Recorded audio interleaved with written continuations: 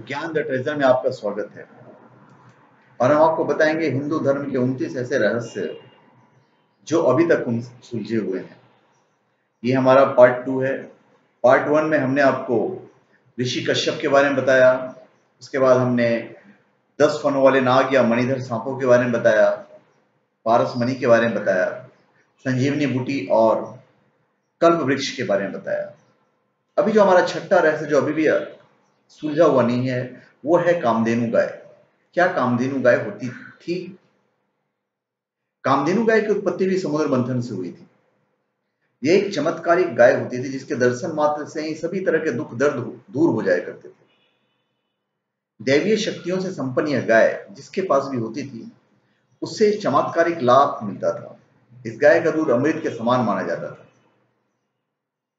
गाय हिंदुओं के लिए सबसे पवित्र पशु है। इस धरती पर पहले गांव की कुछ प्रजातियां थी, उससे भी आरंभिक काल में एक प्रजाति थी। आज से लगभग 9500 वर्ष पूर्व गुरु वशिष्ठ ने गाय के कुल का विस्तार किया और उन्होंने गाय की नई प्रजातियों को ही बनाया। तब गाय की 8 या 10 नस्लें ही थी जिनके नाम कामधेनु, कपिला, देवनी, नंदिनी, भौमा इत्यादि था। कामधेनु के लिए गुरु वशिष्ठ से विश्वामित्र सहित कई अन्य राजाओं ने कई बार युद्ध किया, लेकिन उन्हें कामधेनु गाय किसी को भी नहीं दिया। गाय के इस झगड़े में गुरु वशिष्ठ के 100 पुत्र मारे गए थे। 33 कोटि देवता। हिंदू धर्म के अनुसार गाय में 33 कोटि के देवी देवता निवास करते हैं। कोटि का अर्थ करोड़ नहीं है, प्रकार है। मैं आपको पहले ही बता दूं। इसका मतलब है कि गाय में 33 प्रकार के देवता निवास करते हैं। ये देवता हैं 12 आदित्य, 8 वसु, 11 रुद्र और 2 अश्विन कुमार। ये मिलकर कुल 33 होते हैं। गाय की पीठ पर रीढ़ की हड्डी में स्थित सूर्य केतु स्नायु हानिकारक विकिरण को रोककर वातावरण को स्वच्छ बनाते हैं। यह पर्यावरण के लिए लाभदायक है। दूसरी ओर सूर्य केतु नाड़ी सूर्य के संपर्क में आने पर यह स्वर्ण का उत्पादन करती है। गाय के शरीर से उत्पन्न यह सोना गाय के दूध, मूत्र और गोबर में मिलता है। यह स्वर्ण दूध या मूत्र पीने से शरीर में जाता है और गोबर के माध्यम से खेतों में। कई रोगियों को स्वर्ण भस्म दिया जाता है। पंचगव्य कई रोगों में लाभदायक है। पंचगव्य का निर्माण गाय के दूध, दही, घी, मूत्र, गोबर से किया जाता है। पंचगव्य द्वारा शरीर की रोग निरोधक क्षमता को बढ़ाकर रोगों को दूर किया जा सकता है। ऐसा कोई रोग नहीं है जिसका इलाज पंचगव्य से नहीं किया जा सकता। फिर 7वां रहस्य है कैलाश पर्वत और देव आत्मस्थान। उत्तराखंड में एक ऐसा रहस्यमय स्थान है जिसे देव स्थान कहते हैं। मुंडकोपनिषद के अनुसार सूक्ष्म शरीरधारी आत्माओं का एक संघ है। इनका केंद्र हिमालय के वादियों में उत्तराखंड में स्थित है। इसे देवात्मा हिमालय कहा जाता है। इन दुर्गम क्षेत्रों में स्थूल शरीरधारी व्यक्ति सामान्यतः नहीं पहुंच पाते। हिमालय के भी अपने 10 रहस्य हैं। अपने श्रेष्ठ कर्मों के अनुसार सूक्ष्म शरीरधारी आत्माएं यहां प्रवेश कर जाती हैं। जब भी पृथ्वी पर संकट आता है, नेक और श्रेष्ठ व्यक्तियों की सहायता करने के लिए वो पृथ्वी पर भी आते हैं। देवताओं, यक्षों, गंधर्वों, सिद्ध पुरुषों का निवास इसी क्षेत्र में पाया जाता है। प्राचीन काल में हिमालय में ही देवता रहते थे। यहीं पर ब्रह्मा, विष्णु और शिव का स्थान था और यहीं पर नंदन कानन वन में इंद्र का राज्य था। इंद्र के राज्य के पास ही गंधर्वों और यक्षों का भी राज्य था। स्वर्ग की स्थिति 2 जगह बताई गई है, पहले हिमालय में और दूसरी कैलाश पर्वत के कई योजन ऊपर। यहीं पर मानसरोवर है और इसी हिमालय में अमरनाथ की गुफाएं भी हैं। अन्य भी रहस्यमयी बातें हैं। हिमालय में यति जैसे कई रहस्यमयी प्राणी रहते हैं। इसके अलावा यहाँ चमत्कारिक और दुर्लभ जड़ी बूटियां भी मिलती है। भारत और चीन की सेना ने हिमालय क्षेत्र में ही एलियन और यूएफओ को देखने का दावा किया है। हिमालय में ही एक रूपकुंड झील है जिसके तट पर मानव कंकाल पाए गए हैं। पिछले कई वर्ष से भारतीय और यूरोपीय वैज्ञानिकों के विभिन्न समूहों ने इस रहस्य को सुलझाने के कई प्रयास किए पर नाकाम रहे हैं। अभी 8वां रहस्य है सोमरस। सोमरस आखिर क्या था? सोमरस के बारे में अक्सर पढ़ने और सुनने को मिलता है। आखिर ये सोमरस क्या था? क्या ये शराब जैसा कोई पदार्थ था, या यह कि व्यक्ति को युवा बनाए रखने वाला कोई रस था? ऋग्वेद में शराब की घोर निंदा करते हुए कहा गया है कि सुरापान करने या नशीली पदार्थों को पीने वाला अक्सर युद्ध, मार पिटाई या उत्पात मचाया करता है। हालांकि वेदों में शराब को बुराइयों की जड़ कहा गया है, ऐसे में देवताओं को कैसे शराब चढ़ा सकते हैं? तो सुरापान और सोमरस में फर्क क्या था? ये सोमरस जो चीज है उसके बारे में अभी तक पता नहीं चल सका, और इसका भी जो भी रहस्य है वो अभी तक सुलझाया नहीं गया है। फिर अमृत कलश। समुद्र मंथन के दौरान क्या कोई ऐसा रस निकला था जिसे पीकर देवताओं ने अमरता को प्राप्त कर लिया था? यदि समुद्र से ऐसा कोई रस निकल सकता है तो आज क्यों नहीं निकल सकता? जरूरी है कि समुद्र से ही निकले? अमृत कलश के लिए देव और दैत्यों के बीच भयंकर युद्ध हुआ था। सचमुच अमृत निकलना एक रहस्य है। हालांकि वैज्ञानिक ऐसी दवा बनाने में लगे हैं जिसे पीकर व्यक्ति अधिक समय तक जवान बना रह सके। अमर कौन नहीं होना चाहता? समुद्र मंथन में अमृत निकला, इसे प्राप्त करने के लिए देवताओं ने दानवों के साथ छल किया, देवता अमर हो गए। मतलब कि क्या समुद्र में ऐसा कुछ है कि उसमें से अमृत निकले? तो आज भी निकल सकता है। अभी अधिकतम 100 साल के जीवन में अनेकानेक रोग, कष्ट, संताप और झंझट है। तो अमरता प्राप्त करने पर क्या होगा? 100 वर्ष बाद वैराग्य प्राप्त कर व्यक्ति हिमालय चला जाएगा। वहां क्या करेगा? बोर हो जाएगा तो फिर से संसार में आकर रहेगा। बस यही सिलसिला चलता रहेगा। फिर महाभारत में 7 चिरंजीवियों का उल्लेख मिलता है।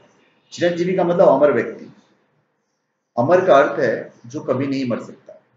और ये 7 चिरंजीवी हैं राजा बलि, परशुराम, विभीषण, हनुमान जी, वेदव्यास, अश्वत्थामा और कृपाचार्य। हालांकि कुछ विद्वान मानते हैं कि मार्कंड ऋषि भी चिरंजीवी है, इसलिए अष्ट चिरंजीवी बोलते हैं। माना जाता है कि सातों पिछले कई हजार वर्षों से इसी धरती पर रह रहे हैं। लेकिन क्या धरती पर रहकर इतने हजारों वर्ष तक जीवित रहना संभव है? हालांकि कई ऐसे ऋषि मुनि थे जो धरती के बाहर जाकर फिर लौट आते थे, फिर इस तरह वो अपने उम्र को फ्रीज कर बढ़ते रहते थे।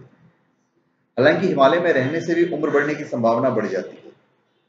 हिंदू धर्म शास्त्रों में ऐसी कई गाथाएं हैं जिसमें लिखा है कि अमरता प्राप्त करने के लिए फलना फुलना दैत्य या साधु ने घोर तप करके शिव जी को प्रसन्न कर लिया। बाद में उसे मारने के लिए भगवान के भी पसीने छूट गए। अमर होने के लिए कई ऐसे मंत्र हैं जिनके जपने से शरीर हमेशा युवा बना रहता है। महामृत्युंजय मंत्र के बारे में कहा जाता है कि इसके माध्यम से अमरता पाई जा सकती है। फिर वेद, उपनिषद, गीता, महाभारत, पुराण, योग और आयुर्वेद में अमरत्व प्राप्त करने के अनेक साधन बताए गए हैं। आयुर्वेद में कायाकल्प की विधि उसका ही एक हिस्सा है। लेकिन अब सवाल ये उठता है कि विज्ञान इस दिशा में क्या कर रहा है? विज्ञान भी इस दिशा में काम कर रहा है कि किस तरह व्यक्ति अमर हो जाए, अर्थात कोई मरे ही नहीं। फिर है सावित्री सत्यवान की कथा। सावित्री सत्यवान की कथा तो आपने सुना ही होगा। सावित्री ने यमराज से अपने पति सत्यवान के प्राण वापस ले लिए थे। सावित्री और यमराज के बीच लंबा संवाद हुआ है। इसके बाद भी यह पता नहीं चलता कि सावित्री ने ऐसा क्या किया कि सत्यवान फिर जीवित हो गया। इस जीवित कर देने या हो जाने की प्रक्रिया के बाद में महाभारत भी मौन है। जरूर सावित्री के पास कोई प्रक्रिया रही होगी। जिस दिन यह प्रक्रिया वैज्ञानिक ढंग से ज्ञात हो जाएगी, हम अमरत्व प्राप्त कर लेंगे। आपने अमरबेल का नाम तो सुना ही होगा। विज्ञान चाहता है कि मनुष्य भी इसी तरह का बन जाए, काया पलट करता रहे और जिंदा बना रहे। वैज्ञानिकों का एक समूह चरणबद्ध ढंग से इंसान को अमर बनाने में लगा हुआ है। समुद्र में जेलीफिश नामक मछली पाई जाती है। यह तकनीकी दृष्टि से कभी नहीं मरती। हाँ, यदि आप इसकी हत्या कर दें या कोई अन्य जीव जेलीफिश का भक्षण कर ले, फिर तो उसे मरना ही है। इस कारण इसे इमॉर्टल जेलीफिश भी कहा जाता है। जेलीफिश बुढ़ापे से बाल्यकाल की ओर लौटने की क्षमता रखती है। अगर वैज्ञानिक जेलीफिश की अमरता का रहस्य को सुलझा ले तो मानव अमर हो सकता है। अभी वैज्ञानिक क्या कर रहे हैं? वैज्ञानिक अमरता के रहस्य को पर्दा हटाने की दिशा में तेजी से आगे बढ़ रहे हैं। बढ़ती उम्र के प्रभाव को रोकने के लिए कई तरह की दवाइयां और सर्जरी का विकास किया जा रहा है। अब इसमें योग और आयुर्वेद को भी महत्व दिया जाने लगा है। बढ़ती उम्र के प्रभाव को रोकने के बारे में आयोजित एक व्यापक सर्वे में पाया गया कि उम्र बढ़ाने वाली गोली को बनाना संभव है। रूस के साइबेरिया के जंगलों में एक औषधि पाई जाती है जिसे जिंगसिंग कहते हैं। चीन के लोग इसका ज्यादा इस्तेमाल करके देर तक युवा बने रहते हैं। जनरल नेचर में एक प्रकाशित हुआ था, एक आर्टिकल प्रकाशित हुआ था, puzzle promise and cure of ageing. उनके रिव्यू में कहा गया था कि आने वाले दशकों में इंसान का जीवन काल बढ़ा पाना लगभग संभव हो जाएगा। अखबार डेली टेलीग्राफ के अनुसार एक रिसर्च पर बक इंस्टीट्यूट कैलिफोर्निया के डॉक्टर जूडिथ कैम्पस्की ने बताया कि सिंपल ऑर्गेज्म के बारे में मौजूद नतीजों से इसमें कोई शक नहीं है कि जीवन काल को बढ़ाया घटाया जा सकता है। पहले भी कई स्टडीज में पाया जा चुका है कि अगर बढ़ती उम्र के असर को उजागर करने वाले जेनेटिक प्रोसेस को बंद कर दिया जाए तो इंसान हमेशा जवान बना रह सकता है। जर्नल सेल की जुलाई के अंक में प्रकाशित एक रिसर्च रिपोर्ट में कहा गया कि बढ़ती उम्र के प्रभाव जेनेटिक प्लान का हिस्सा हो सकता है, शारीरिक गतिविधियों का नतीजा नहीं। अभी 10वां रहस्य है महान योद्धा बर्बरीक और घटोत्कच का। बर्बरीक महान पांडव भीम के पुत्र घटोत्कच और नाग कन्या अहिलवती के पुत्र थे। कहीं कहीं पर मूल दैत्य की पुत्री कामकंटकटा के उदर से भी इनके जन्म होने की बात कही गई है। बर्बरीक और घटोत्कच के बारे में कहा जाता है कि दोनों ही विशालकाय मानव थे। घटोत्कच ने कौरवों की सेना में कोहराम मचा दिया था। आखिरकार कर्ण ने उससे उस अस्त्र का उपयोग किया जिसे वो अर्जुन पर चलाना चाहते थे और घटोत्कच मारा गया। महाभारत का युद्ध जब तय हो गया तो बर्बरीक ने भी युद्ध में सम्मिलित होने की इच्छा व्यक्त की और मां को हारे हुए पक्ष का साथ देने का वचन दिया। बर्बरीक अपने नीले घोड़े पर सवार होकर 3 बाण और धनुष के साथ कुरुक्षेत्र की रणभूमि की ओर अग्रसर हुए। बर्बरीक के लिए 3 बाण ही काफी थे, जिसके बल पर वे कौरव और पांडवों की पूरी सेना को समाप्त कर सकते थे। यह जानकर भगवान कृष्ण ने ब्राह्मण के वेश में उनके सामने उपस्थित होकर उससे दान में छल पूर्वक उसका शीश मांग लिया। बर्बरीक ने कृष्ण से प्रार्थना की कि वे अंत तक युद्ध देखना चाहते हैं। तब कृष्ण ने उनकी बात स्वीकार कर ली। फाल्गुन मास की द्वादशी को उन्होंने अपने शीश का दान दे दिया। भगवान ने उस शीश को अमृत से सींचकर सबसे ऊंची जगह पर रख दिया ताकि वे महाभारत युद्ध देख सके। उनका सिर युद्ध भूमि के समीप एक पहाड़ी पर रख दिया गया जहां से बर्बरीक का संपूर्ण युद्ध का जायजा ले सकते थे।